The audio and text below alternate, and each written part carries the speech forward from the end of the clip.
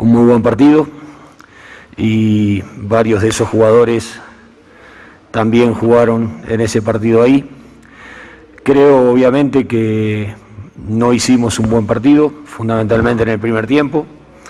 El equipo estuvo muy estático, falto de resoluciones, sin movilidad y bueno, caíamos fácil presa de lo que nos hacía Perú, que era cerrarnos, obligarnos a ir por un embudo, dejarnos la pelota en el bloque defensivo y al carecer de movilidad y de agresividad era como que dejábamos los espacios abiertos para los contragolpes. Entonces creo que eso lo intentamos modificar en el segundo, creo que en el segundo lo modificamos. Ecuador jugó, a mi entender, mejor en el segundo tiempo y bueno, recibió los goles producto de errores nuestros también, más allá de la virtud de Perú de aguantar y bueno, y de algunas cosas que no tienen nada que ver también, pero un poco desnaturalizaron el juego. Entonces la manera de encontrar esto es saber que si nosotros no tenemos las cosas que nos habían caracterizado hasta acá y las perdemos, empezamos a ser un equipo previsible y vulnerable y eso es lo que nosotros tenemos que tratar de volver a recuperar. Cintia Flores, Radio Redonda. ¿Qué le hizo decidirse por Pedro Pablo Perlaza en lugar de Ángelo Preciado en el arranque del partido? Que juega en la altura y que Ángelo, como el caso le pasó a Moisés Caicedo, ya se fueron de aquí y sienten el efecto. Se puede haber visto claramente hacia el final del partido, aparte Ángelo había jugado 90 minutos muy intensos en Brasil y teníamos un día menos de recuperación. Entonces, aparte, Perlaza nos había rendido en cada oportunidad que nosotros lo habíamos convocado y bueno, después cuando entendí que había que ponerle otro tipo de agresividad, por eso entró Ángelo en el segundo tiempo. Andrés Muñoz, de Radio Activa, para el profesor Gustavo Alfaro.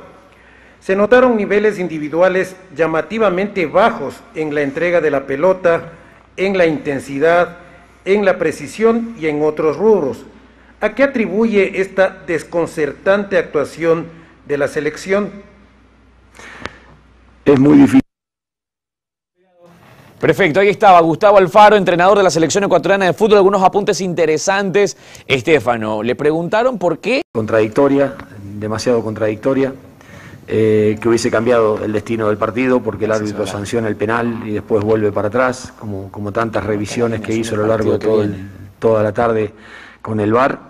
Pero creo que ya ahí nosotros encontramos más circuitos de juego con Gonzalo Plata, después cuando entró Quito también, ahí donde nosotros pudimos mejorar en el manejo de la pelota, más allá de que cometemos el error en un córner a favor después de 3 pelotas que son divididas, quedar mal parado y en una réplica nos terminan metiendo el gol, en 2 réplicas que quedamos mal parados.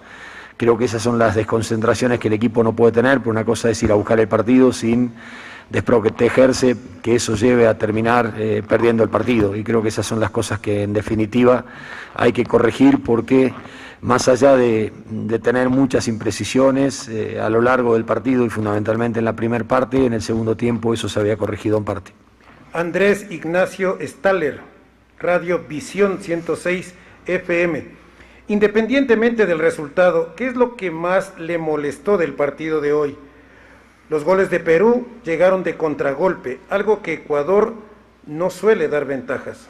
No, desconcentraciones, o sea, no digo molestar, porque molestar parece como que uno se enoja con otro. Yo digo, me preocupan porque son desconcentraciones que nosotros necesitábamos tener, más que nada, pues sabíamos que Perú iba a venir a cerrarnos los caminos y con la Padula picar hacia los espacios vacíos y aprovechar con vías, lanzamientos largos, el adelantamiento defensivo, y teníamos que tener esa concentración, pero muchas veces fallamos en las coordinaciones y eso le permitió a Perú tener salidas que normalmente Ecuador, por lo menos desde que estoy yo, no las había tenido. Entonces esas son las cosas que me preocupan y me molestan, y después, bueno, hay otras cosas más que son más vinculadas hacia cuestiones más extrafutbolísticas que también me preocupan. Stalin Coveña, de Match Deportes. Buenas noches, profesor. Con todo respeto, ¿considera usted que se equivocó hoy en el planteamiento o mucho mérito para el rival, la selección de Perú? Muchas gracias. Lo que pasa es que en el fútbol se analiza a partir de los resultados, y si nosotros perdimos, da la sensación que nos equivocamos. Obviamente que cuando uno plantea un partido lo hice en función al poco tiempo de recuperación que teníamos, el esfuerzo que habíamos hecho en el partido de Brasil, a las necesidades que teníamos mi intención era, si no se podía de pronto quebrar el partido desde el arranque, tratar de desgastarlo, y bueno, yo creo que en el segundo tiempo Ecuador estuvo mucho mejor, pero falló en las coordinaciones defensivas. Si el penal lo habían dado porque fue mano, y por ahí nosotros estábamos 1-0 arriba, el resultado hubiese sido distinto. Entonces es muy difícil justificar determinadas cosas cuando el resultado es en contra. Andrés Espinosa, Radio Di Blue. Profesor, esto podía pasar, estaba claro que es fútbol. Ahora, ¿qué decir a los jugadores para que no les afecte esta caída de la selección? Y dejando a un lado el resultado, ¿cómo evalúa el debut oficial de Damián Díaz? Gracias. Yo digo que esto tenemos que dejar de cantar esto, porque obviamente que es un escenario posible y no deseable. Del partido sabíamos lo que iba a hacer Perú, sabía lo que teníamos que hacer, y bueno, igual no pudimos obtener el resultado. El fútbol es una expresión de juego, de asociaciones, de capacidades individuales, de talento, pero también es una expresión de personalidad, de carácter, de templanza que un conjunto tiene que tener. Y bueno, estas cosas obviamente que afectan hacia esas aptitudes, y en esas cosas nosotros tenemos que sentarnos y analizarlas para saber que en definitiva cuando no se puede ganar un partido uno tiene que tratar de no perderlo, y uno tiene que saber madurar la situación, porque esta es una eliminatoria que no se va a resolver ni en 3, ni en 4 fechas, ni en 5, sino a lo largo de 18. Entonces ahí donde nosotros tenemos que saber que esto es largo, y que las sumatorias de puntos a la larga uno después lo empiezan a marcar en el lugar donde realmente está. Y eso es una maduración como equipo, que estas cosas las dije después del 6-1 con Colombia, y las vuelvo a repetir ahora en un momento de 2 derrotas consecutivas, que son hacia la madurez de un equipo que todavía como tal no la tenemos y que la tenemos que adquirir, y entonces eso es el camino que nosotros tenemos que tratar de hacer después de esta derrota dura y dolorosa para nosotros. Y después lo de Damián lo vi bien, con su capacidad intacta. Le pedí que se instale a la espalda de Yotun y de Tapia, que trate de asociarse con Gonzalo Plata.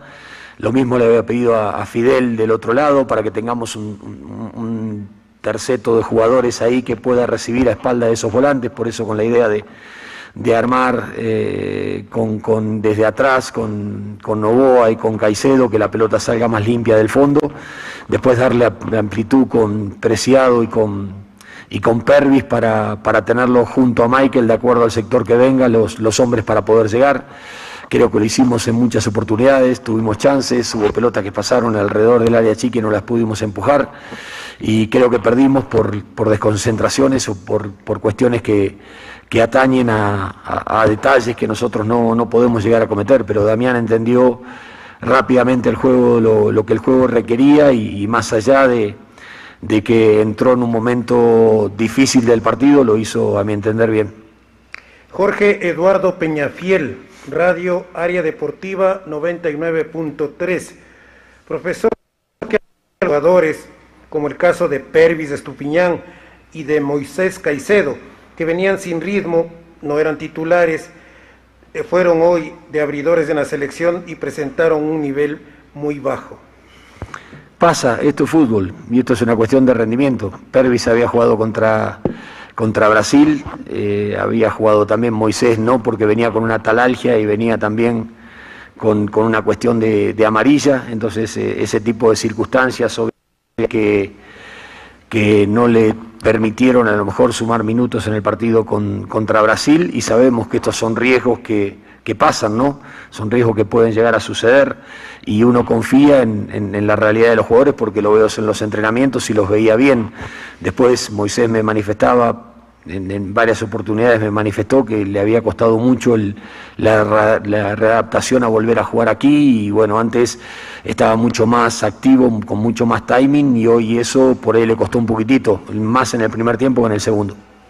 André Viteri, Todo Balón, de Ecuador. ¿Qué argumentos se tomaron en cuenta al medio tiempo para mantener en la cancha a Estrada y Caicedo por sobre Jordi Caicedo y Sebastián Méndez, tomando en cuenta la amonestación y falta de ritmo de Moisés este semestre en Inglaterra y la poca participación de Michael Estrada en el primer tiempo?